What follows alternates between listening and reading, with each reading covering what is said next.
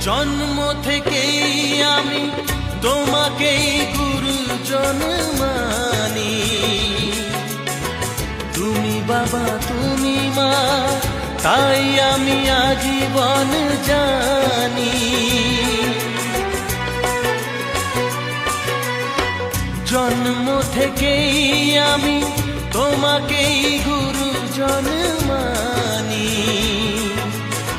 তুমি বাবা তুমি মা, তাই আমি আজীবন জানি। তবে কেন স্নেহের বাঁধন ভেঙে আজ হলো চুর চুর?